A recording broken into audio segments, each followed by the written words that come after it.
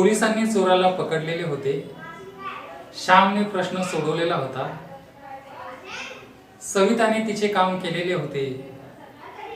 शिक्षकांनी आम्हाला शिकवलेले होते.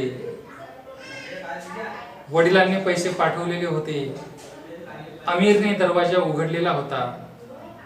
तर अशा प्रकारे एखाद्याने काहीतरी केलेले होते या प्रकारचे वाक्य आपण जेव्हा बोलतो तेव्हा ते वाक्य पास्ट परफेक्ट टेन्स मधील राहतात. पास्ट परफेक्ट टेन्स मध्ये एखाद्याने काहीतरी केलेले होते या अर्थाचे वाक्य असतात. तर त्याचं स्ट्रक्चर काय ते आपण पाहणार आहे आणि काही एक्झाम्पल्स पाहणार आहे. अतिशय सोपा टॉपिक आहे. तर सर्वप्रथम आपण स्ट्रक्चर लिहून घेणार आहे. बघा, स्ट्रक्चर आहे subject plus had plus verb 3 plus object आणि प्लस कॉम्प्लिमेंट. तर अशा प्रकारे subject plus had plus verb 3 plus object plus complement. आपण पाहिलं की हे स्ट्रक्चर अशाच प्रकारचं स्ट्रक्चर अगोदर सुद्धा पाहिलेलं आहे आपण यामध्ये आणि त्यामध्ये फक्त थोडाफार फरक आहे.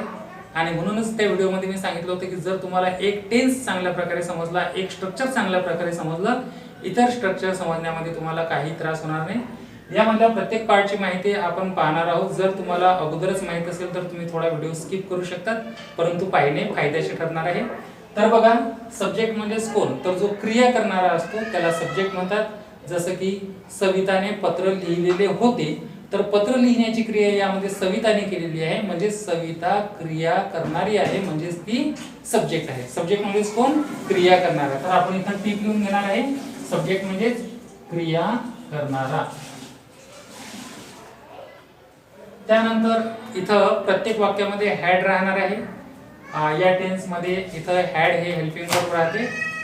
त्यानंतर वर्ब 3. तर वर्ब म्हणजेच काय, मी तुम्हाला सांगितलं की वर्ब म्हणजेच क्रिया दर्शविणारा शब्द, क्रिया दाखविणारा शब्द. जसे की सविताने पत्र लिहिलेले होते या वाक्यामध्ये लिहिण्याची क्रिया झालेली आहे आणि लिहिलेले हा शब्द लिहिण्याची क्रिया दर्शवितो. तर अशा प्रकारे क्रिया दर्शविणारा शब्द म्हणजेच वर्ब. आणि म्हणूनच आपण इथं टिप लिहूया की वर्ब म्हणजेच क्रिया दर्शविणारा शब्द.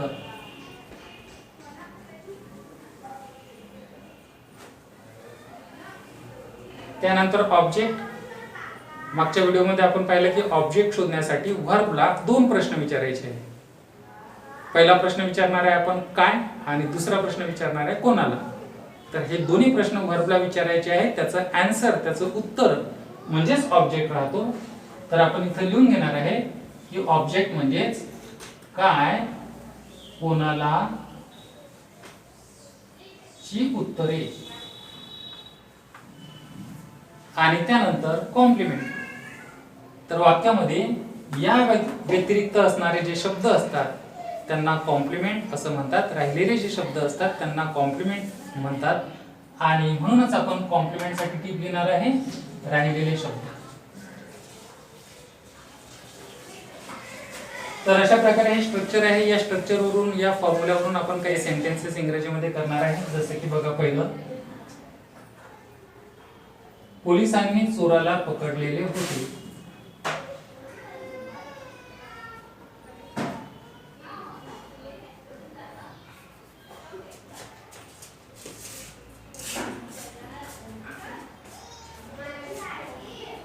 पोलिसांनी चोरांना पकडलेले होते.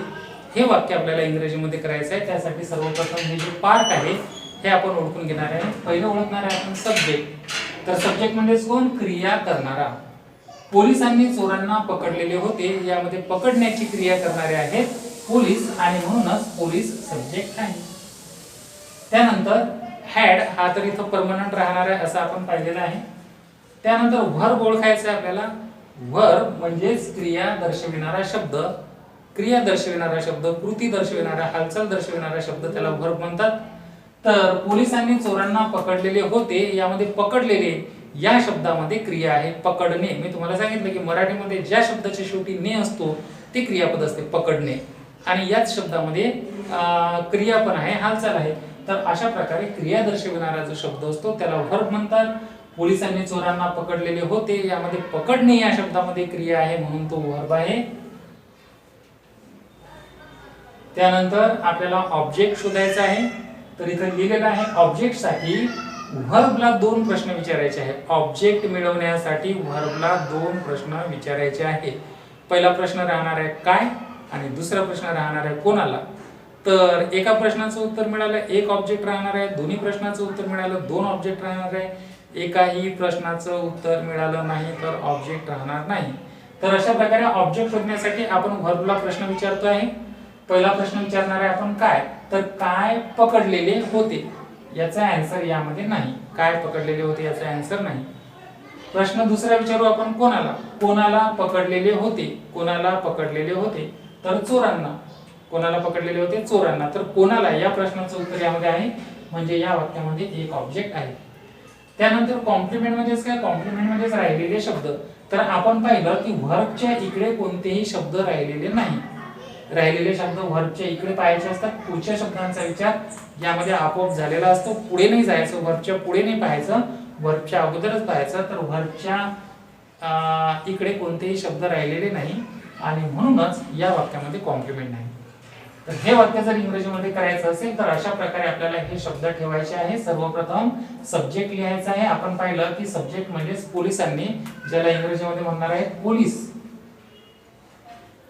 त्यानंतर लिहायचं आपल्याला हॅड. पुढे लिहायचं आहे व्हर्ब फ्री. तर सर्वप्रथम व्हर्ब ओळखणार आहे आपण. व्हर्ब म्हणजेच पकडणे. पकडण्याला इंग्रजीमध्ये म्हणतात कॅच. पकडण्याला इंग्रजीमध्ये म्हणतात कॅच, CATCH. पण आपण पाहिलंच की प्रत्येक व्हर्बचे 3 फॉर्म्स असतात. प्रत्येक व्हर्बचे 3 रूपे असतात. Catch, caught, caught. तर अशा प्रकारे कॅच, कॉट, कॉट. आपण पाहिलं की आपल्याला व्हर्ब 3 पाहिजे. व्हर्ब 3 आहे कॉट आणि म्हणून आपण घेणार आहे कॉट. तर अशा प्रकारे आपण व्हर्ब लिहिला. त्यानंतर आपल्याला ऑब्जेक्ट लिहायचा आहे. ऑब्जेक्ट आहे चोरांना. चोरांना म्हणजेच थ्यूज, THIEVES, थ्यूज. आणि त्यानंतर कॉम्प्लिमेंट लिहायचं आहे. तर कॉम्प्लिमेंट आपल्याजवळ नाही म्हणून कॉम्प्लिमेंट आपण लिहिणार नाही. तर अशा प्रकारे सर्वप्रथम सब्जेक्ट लिहायचा आहे. तर आपण सब्जेक्ट पोलीस होतो म्हणून पोलीस लिहून घेतला. त्यानंतर हॅड लिहायचं आहे तर हॅड लिहून घेतलं. त्यानंतर आपल्याला व्हर्ब 3 लिहायचं आहे. तर सर्वप्रथम आपण पाहिलं व्हर्ब काय आहे, पकडलेले. आणि पकडलेले याला इंग्रजीमध्ये म्हणतात कॅच. आणि आपल्याला पाहिजे व्हर्ब 3 म्हणजेच कॅच, कॉट, कॉट. तर थर्ड व्हर्ब आहे कॉट म्हणून आपण थर्ड व्हर्ब लिहून घेतला कॉट. व्हर्ब 3 लिहिला कॉट. त्यानंतर आपल्याला ऑब्जेक्ट पाहिजे. तर ऑब्जेक्ट पाहिला आपण चोरांना, ज्याला इंग्रजीमध्ये म्हणतात थ्यूज. तर अशा प्रकारे आपण ऑब्जेक्ट लिहिला आणि कॉम्प्लिमेंट आपल्या वाक्यामध्ये नाही. तर अशा प्रकारे वाक्य कंप्लीट झालेलं आहे. पोलीस हॅड कॉट थ्यूज म्हणजेच पोलिसांनी चोराला पकडलेले होते. पोलिसांनी चोराला पकडलेले होते. सेकंड सेंटेन्स पाहणार आहे. रवीने पेटी ठेवलेली होती. रवीने पेटी ठेवलेली होती. तर हे वाक्य आपण इंग्रजीमध्ये करणार आहे मित्रांनो. तर त्यासाठी सर्वप्रथम हे जे पार्ट आहेत हे आपल्याला यामध्ये ओळखायचे आहे. सर्वप्रथम आपण सब्जेक्ट ओळखणार आहे. सब्जेक्ट म्हणजे क्रिया करणारा. तर रवीने पेटी ठेवलेली होती. यामध्ये पेटी ठेवण्याची क्रिया रवीने केलेली आहे. म्हणजेच रवी हा क्रिया करणारा आहे आणि क्रिया करणारा म्हणजे सब्जेक्ट. तर अशा प्रकारे रवी यामध्ये सब्जेक्ट आहे. त्यानंतर आपण हॅड बद्दल बोलूया. तर हॅड इथं परमनंट आहे, फिक्स आहे. हा आपल्याला असाचा असा लिहायचा असतो. त्यानंतर व्हर्ब बद्दल बोलायचं आहे. तर आपण पाहिलं क्रिया दर्शविणारा शब्द म्हणजेच व्हर्ब.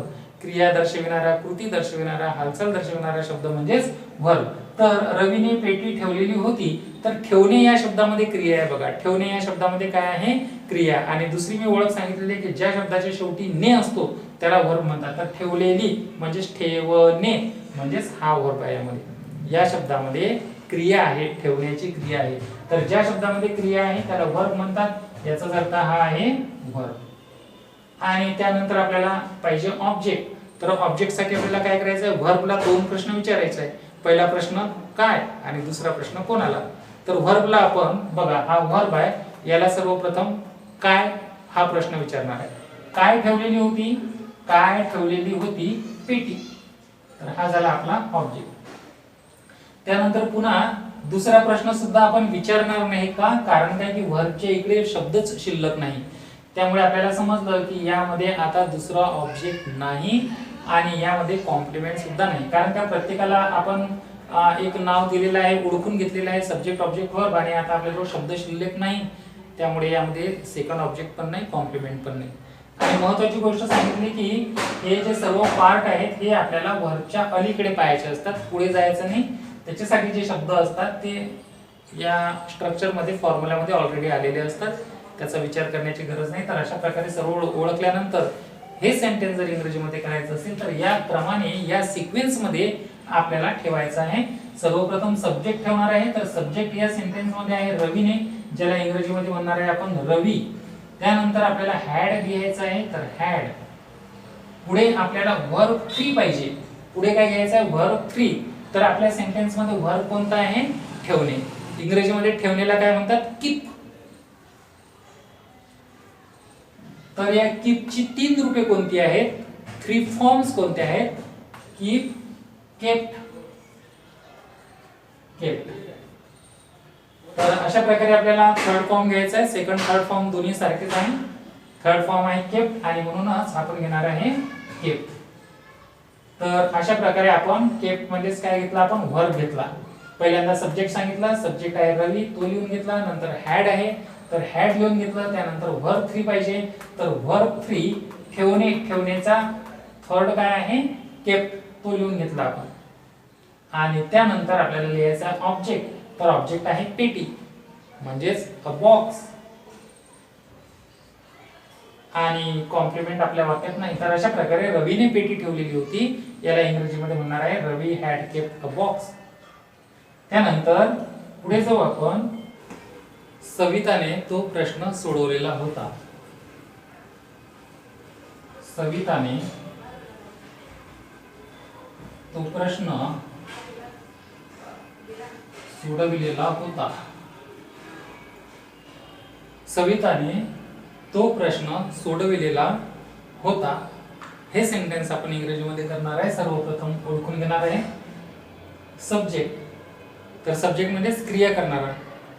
सविताने तो प्रश्न सोडविलेला होता, तर प्रश्न सोडवण्याची क्रिया सविताने केली, म्हणजे सविता क्रिया करणारी आहे, म्हणजे सब्जेक्ट आहे. नंतर व्हर्ब ओळखायचा आहे आपल्याला, तर व्हर्ब म्हणजे क्रिया दर्शविणारा शब्द, काहीतरी हालचाल, काहीतरी मुवमेंट दर्शविणारा शब्द. तर सविताने तो प्रश्न सोडविलेला होता, तर सोडवणे या शब्दामध्ये हालचाल आहे. सोडवणे या शब्दाच्या शेवटी ने पण लागलेला आहे, याचाच अर्थ हाच व्हर्ब आहे. क्रिया दर्शविणारा शब्द म्हणजेच व्हर्ब.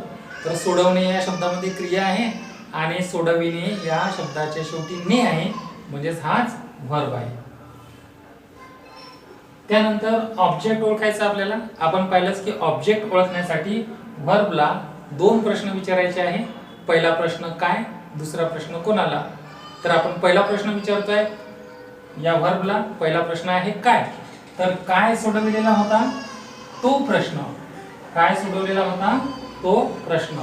तर अशा प्रकारे आपल्याला ऑब्जेक्ट मिळाला. त्यानंतर आपण पाहिलं की या व्हर्बच्या इकडले सर्व शब्द आता संपलेले आहे. इकडे कोणतेही शब्द शिल्लक राहिले नाही की ज्यासाठी आपल्याला यामधला काही पार्ट ओळखायचा आहे. म्हणजेच या सेंटेन्स मध्ये सेकंड ऑब्जेक्ट नाही आणि कॉम्प्लिमेंट सुद्धा नाही. तर अशा प्रकारे हे वाक्य इंग्रजीमध्ये करण्यासाठी या क्रमाने रचना करायची आपल्याला. सर्वप्रथम आपण सब्जेक्ट ठेवणार आहे, तर सब्जेक्ट आहे सविताने, म्हणजेच इंग्रजीमध्ये म्हणता येणार आहे आपल्याला सविता हॅड. त्यानंतर आपल्याला घ्यायचा आहे व्हर्ब, तर सोडवणे हा व्हर्ब आहे. सोडवलेला इंग्रजीमध्ये म्हणतात सॉल्व, तर लिहून घेऊया आपण सॉल्व. पण आपण पाहिलं की कोणत्याही व्हर्बची 3 रूपे असतात, 3 फॉर्म्स असतात. तर सॉल्व, सॉल्व्ड, सॉल्व्ड.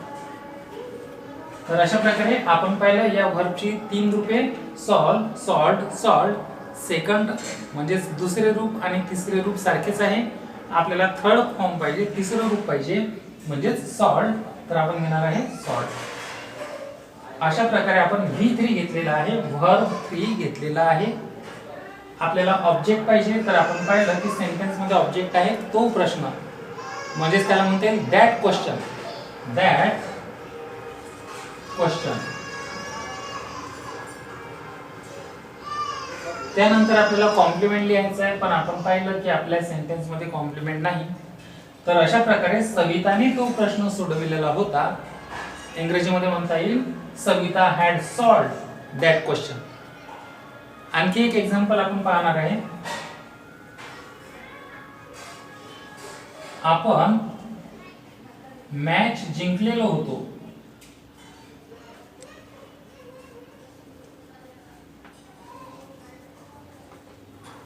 आपण मॅच जिंकलेलो होतो.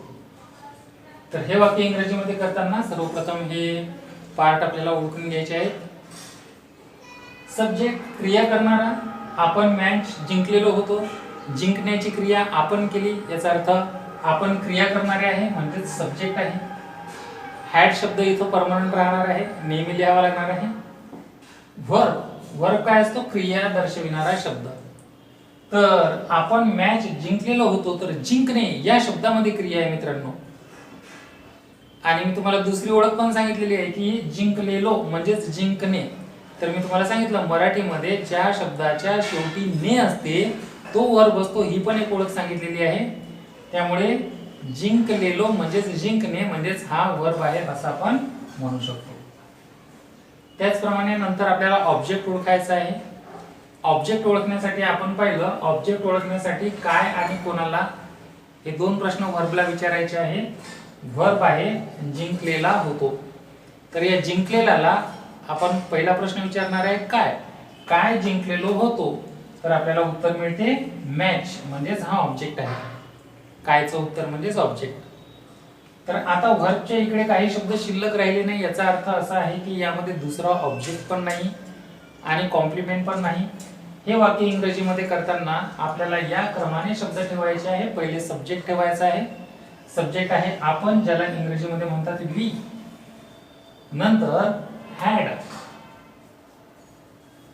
नंतर घ्यायचा आपल्याला व्हर्ब 3. तर व्हर्ब कोणता आहे? व्हर्ब आहे जिंकलेला. जिंकणे हा व्हर्ब आहे, ज्याला इंग्रजीमध्ये म्हणतात विन. विन म्हणजेच जिंकणे. पण आपण पाहिलं की कोणत्याही व्हर्बचे 3 फॉर्म्स असतात. तर सेकंड फॉर्म काय आहे? वोन. आणि थर्ड फॉर्म पण काय आहे? वोन. तर विन, वोन, वोन. सेकंड फॉर्म, थर्ड फॉर्म सारखा आहे, दुसरं रूप, तिसरं रूप सारखे आहे. तर आपल्याला इथे लिहायचं आहे व्हर्ब 3 म्हणजे आपण लिहिणार आहे वोन. त्यानंतर ऑब्जेक्ट लिहायचं सांगितलं आपल्याला. तर ऑब्जेक्ट आहे मॅच आणि म्हणून लिहू आपण द मॅच. त्यानंतर कॉम्प्लिमेंट लिहायचं सांगितलं, पण आपल्या सेंटेन्स मध्ये कॉम्प्लिमेंट नाही, म्हणजेच आपण कॉम्प्लिमेंट लिहिणार नाही. तर सेंटेन्स झालेला आहे बघा. मराठीमध्ये सेंटेन्स होता आपण मॅच जिंकलेलो होतो. We had won the match. आणि आपण पाहिलं की हे जे सर्व सेंटेन्सेस आहेत हे आहेत एखाद्याने काहीतरी केलेले होते. अशा प्रकारचे आपण आज वाक्य पाहिलेले आहे. एखाद्याने काहीतरी केलेले होते अशा प्रकारचे वाक्य पास्ट परफेक्ट टेन्स मधील राहतात. हे सुद्धा आपण शिकलो. पास्ट परफेक्ट टेन्सचं स्ट्रक्चर आपण शिकलो आणि त्या स्ट्रक्चर नुसार आपण कशा प्रकारे सेंटेन्सेस इंग्रजीमध्ये लिहायचे, इंग्रजीमध्ये बोलायचे ते आपण शिकलो. मी तुम्हाला सांगितलं की स्ट्रक्चरवर मेहनत घ्या, कारण एक जरी स्ट्रक्चर तुमचं परफेक्ट झालं तुम्हाला इंग्रजी अतिशय सोपे होईल. कारण काय की प्रत्येक सेंटेन्सचं, प्रत्येक टेन्सचं स्ट्रक्चर हे जवळपास सारखं असते. थोडाफार बदल असतो, थोडाफार फरक असतो. आणि सुरुवातीला हे असं करून पाहायचं असते. एकदा का थोडाफार याचा सराव झाला की नंतर ह्या गोष्टी आपोआप घडतात. तुम्हाला कोणत्याही प्रकारचा विचार करण्याची गरज नाही. आपल्या डोक्यातून, आपल्या बुद्धीतून ते आपोआप आपल्याला सुचेल आणि तसे शब्द आपल्या तोंडावाटे बाहेर पडतील. इंग्रजी आपोआपच बाहेर पडेल. मेहनत घ्यायची आहे. व्हिडिओ जर समजला असेल तर लाईक करण्यास विसरू नका मित्रांनो. म्हणजेच मला समजते की माझं शिकवणे विद्यार्थ्यांना समजलेलं आहे आणि नवीन व्हिडिओ बनवण्यामध्ये मला त्याचा फायदा होतो. मला नवीन व्हिडिओ बनवण्यामध्ये उत्साह मिळतो. त्याचप्रमाणे नवीन व्हिडिओची माहिती मिळवण्यासाठी चॅनल सबस्क्राईब करायला बिलकुल विसरू नका मित्रांनो. आपल्या फायद्याची गोष्ट आहे. व व्हिडिओ जर आवडला असेल तर आपल्या इतर मित्रांना, इतर नातेवाईकांना सुद्धा याचा फायदा घेऊ द्या. इंग्रजी बोलणे अतिशय महत्त्वाचे झालेले आहे. आजच्या युगामध्ये इंग्रजीला खूप महत्त्व प्राप्त झालेले आहे. तर या सर्व गोष्टींचा विचार करायचा आहे, शिकायचा आहे. भेटूया पुढच्या व्हिडिओमध्ये एका नवीन माहितीसोबत.